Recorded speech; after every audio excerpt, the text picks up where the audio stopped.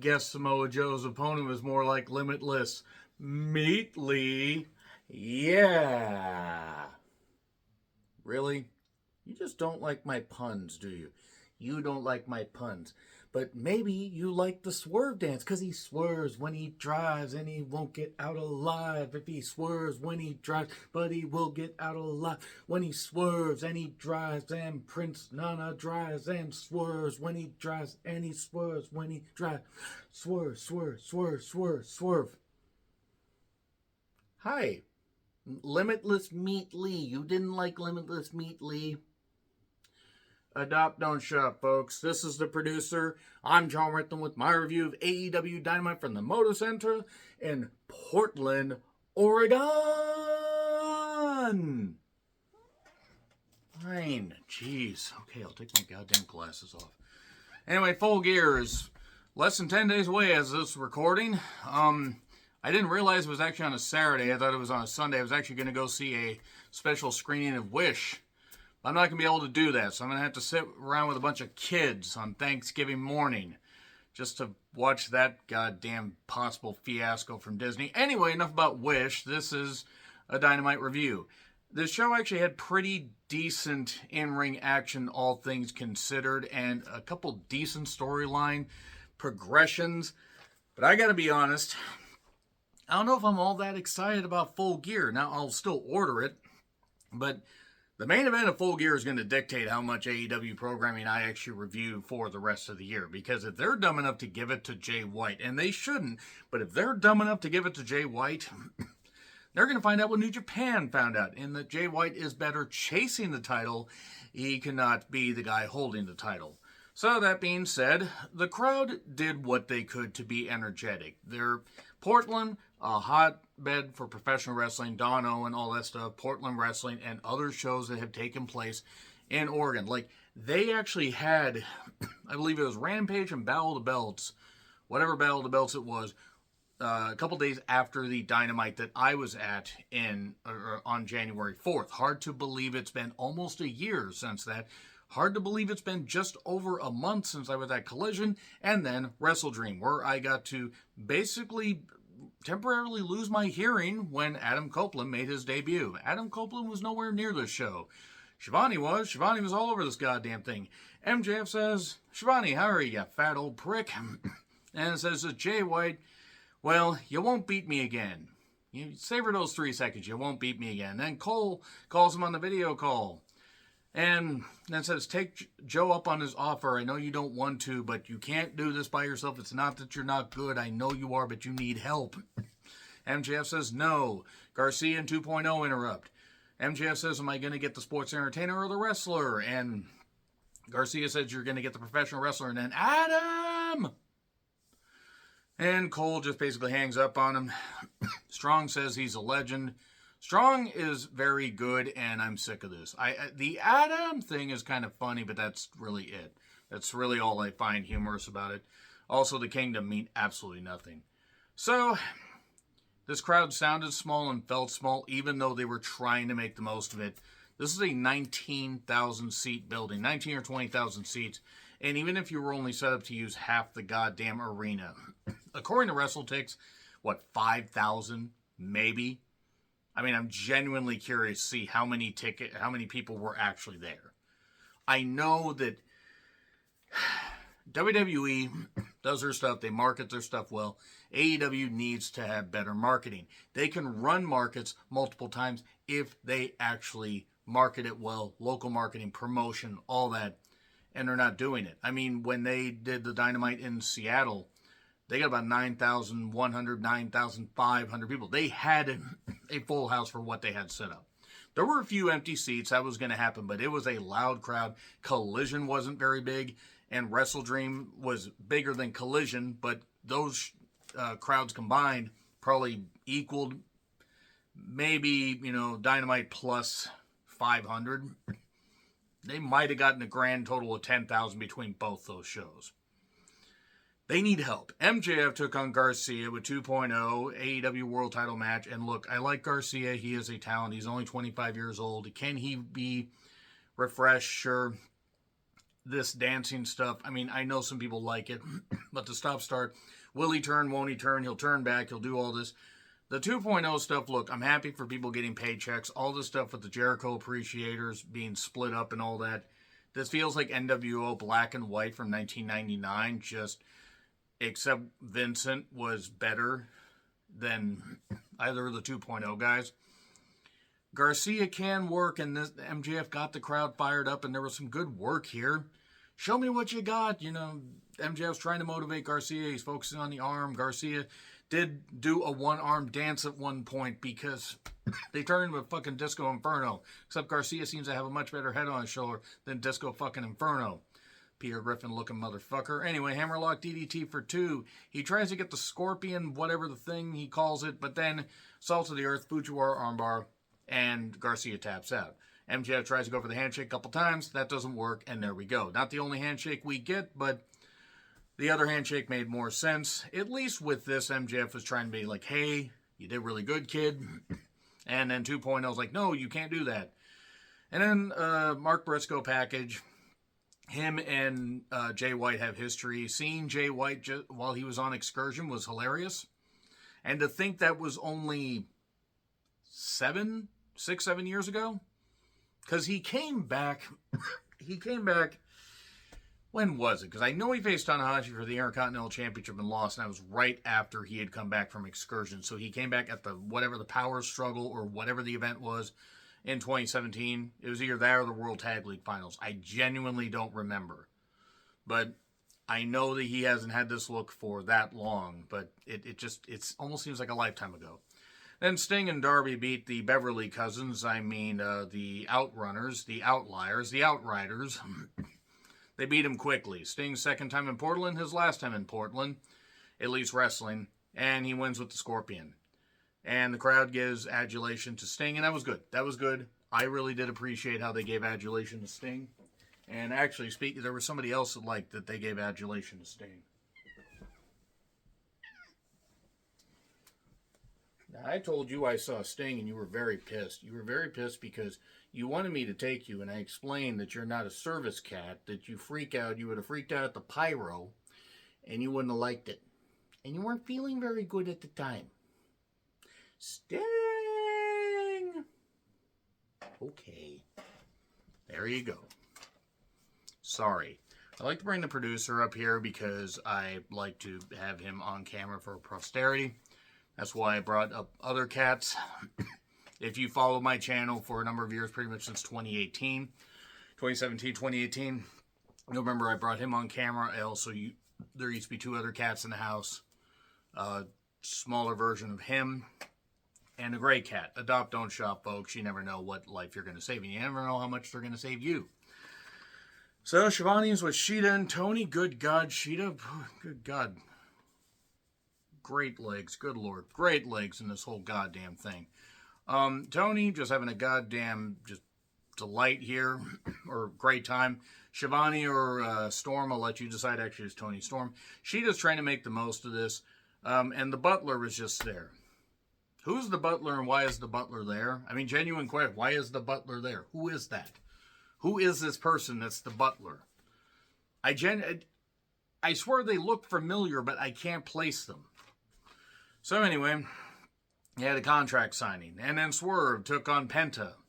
Prince Nana, who swears when he drives. I already did that for the intro. I'm not going to bring the producer back up here because he is looking at me currently saying, why would you do that to me? You better give me a treat. Don't worry. I will. I promise. I will. I will. Oh yeah, he's pissed. Always make sure that you play around with your animals, but that you treat them right. And give them treats. So that way they don't, try to get you in their sleep. So nevertheless, it was Swerve versus Penta, Lucha Underground flashbacks, and I've seen about all I need to see from the Lucha Bros. But Penta has the crowd on his side, and they were hitting some impressive moves as far as like kicks and strikes and stuff like that, but it was mostly Lucha based, which, depending on how you feel, you might like it, you might not. There was a dive, after Penta dived back in, he rolled back in and dived right back out. We go to break, more Lucha stuff and no selling, Destroyer on the apron. Why? And then Penta got dropped in the goddamn corner, which looked goddamn brutal. A stomp to the outside. Arm snap by Penta. Made in Japan, despite the fact they could say made in Mexico. Just saying. Could just change it to the country.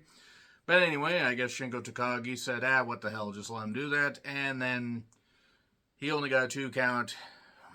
Swerved into his own arm stomp.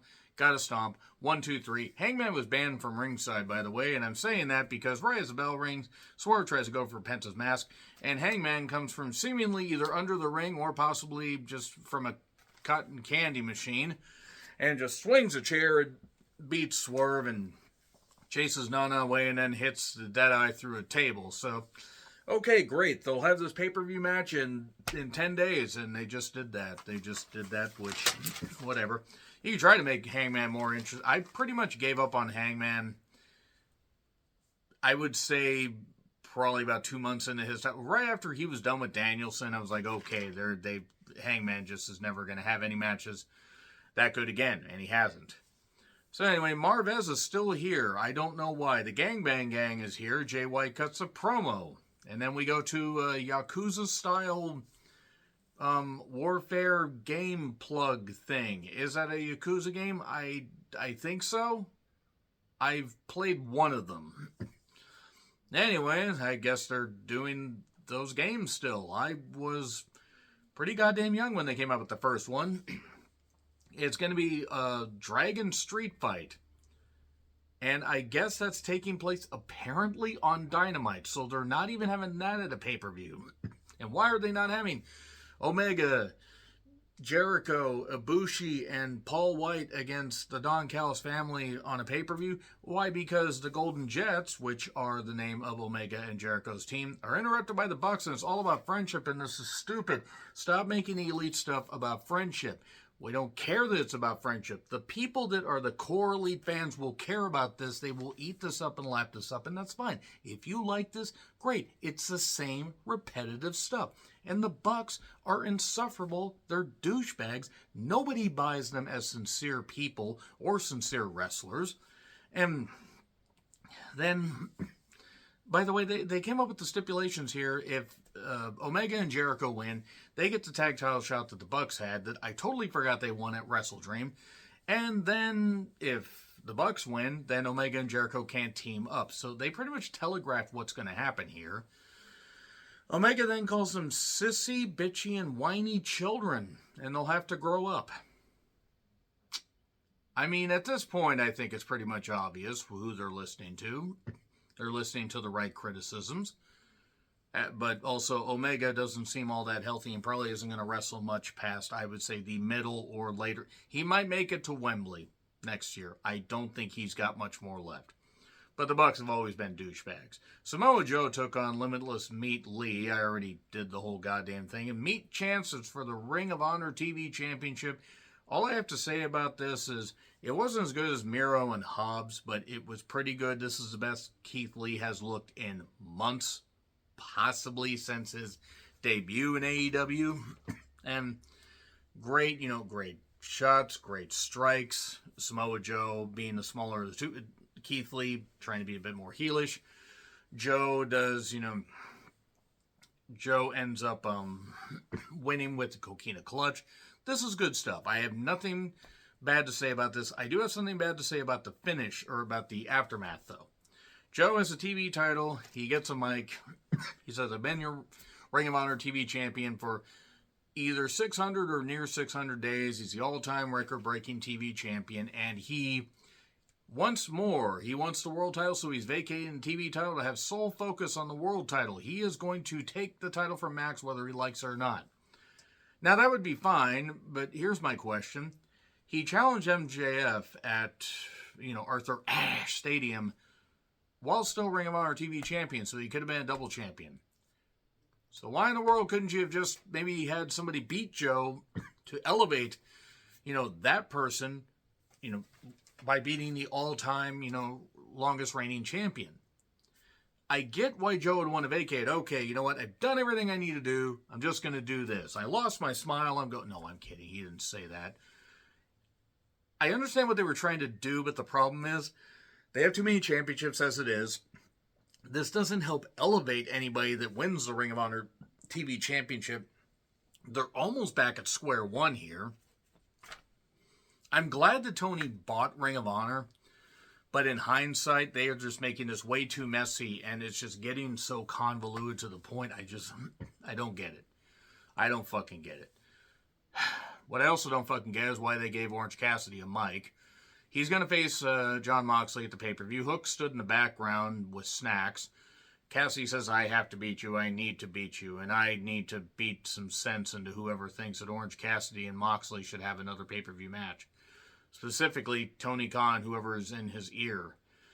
And then the Guns beat the Bollywood Boys in a shorter time than it took for me to say that. Now, the Bollywood Boys got a big pop. They have been wrestling in Defy, which runs shows in Portland, also Tacoma and Seattle. And the Bollywood Boys actually are very talented, and they got beat really quickly. And then the Guns cut a promo while Juice stands with the cardboard switchblade, and basically he says, or the Guns say, they're going to win the Ring of Honor Tag Team Championships. And then Mox and Yuta talk, where Mox can actually talk and make sense when he wants to, but he was just spouting nonsense at this point. Law of nature and, talking about it's a jungle, badass, talking about all this stuff and everything. And then Yuta, after Mox had mentioned something about going to HR and being a hero and I don't know what, and then Yuta basically says a few things, and they're going to have a match against Cassidy and Hook possibly next week. Okay, I guess Dynamite is in the Forum next week, so I guess it kind of makes sense why they're trying to load it up. Maybe this means Full Gear won't be 8 hours long. Wrestle Dream, I will say, did mostly fly by being there in person, but there were a couple matches they could have cut, and they could have ended that show probably about 30 to 40 minutes earlier than they did. Wardlow is ready to take down MJF. That's pretty much what we got from that. Then Julia Hart, who got a big old pop, and congratulations to her, not only passing her 22nd birthday. This might actually been taking place during it. I don't remember. She had it recently, I do know that much, against the returning Red Velvet. And also, Julia Hart just recently got married to Lee Johnson. Red Velvet was off TV for about 9 months, apparently, with a knee injury. Okay, Red Velvet looks good. Julia Hart looks good. They both have good looks. They tried. They tried here. Julia was the most over, even though there was some chance for Red Velvet. The Moonsault ends up winning it. There was nothing wrong with this match, but AEW's conditioned us to not really care about the women's division. Even if the women are talented, there's no this is where they put them. They either put them within the first 30 to 45 minutes, or they put them here in the death slot, so to speak, that usually lose the most ratings, which is not even the fault of the women.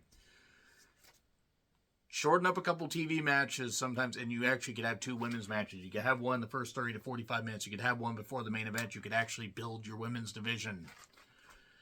Julia won.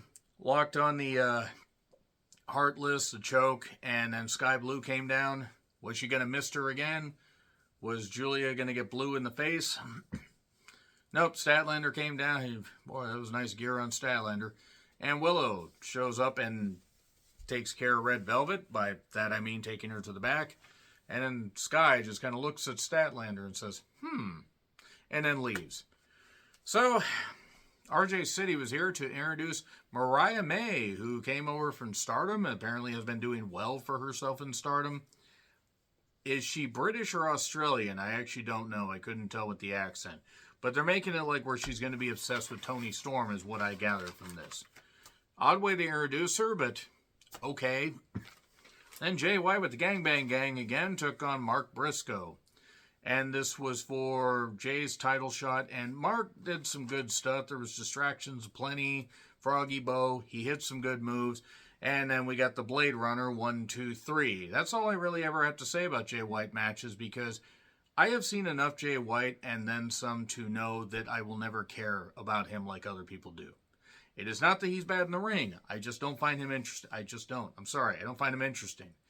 MJF then shows up, hits all 3 of them with the ring, And then Jay White just powders when MJF could have literally gone over there and slugged him, but oh well, whatever, we're this close to the pay-per-view.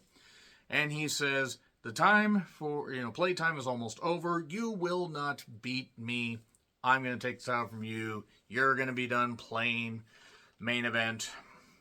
And you'll have to kill me to beat me. I'm fighting for everybody here. And then suddenly the blackout, and then we cut backstage to people in ninja masks. The ninjas that kidnapped Samoa Joe apparently got work. That's good, I guess. Whatever happened to those ninjas, and why did they kidnap Samoa Joe? I demand answers that we will never get. And they threw Bowens through a very, obviously, fake glass window, but whatever. And then the Devil shows up. Who is the Devil? Some say Jungle Boy. I'm thinking Roddy Strong. It could be Kyle O'Reilly. That would be a bit weird. It could be Adam Cole, baby.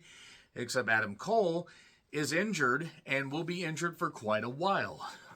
That being said, that is the end of Dynamite. MJF's all freaking out. Samoa Joe's like, hey, you're running out of friends. Who's the genuine question, who do you think the Devil is? Let me know in the comments. Like, share, subscribe, Twitter handle in the description. I'm John Ricklin. I'll see you soon.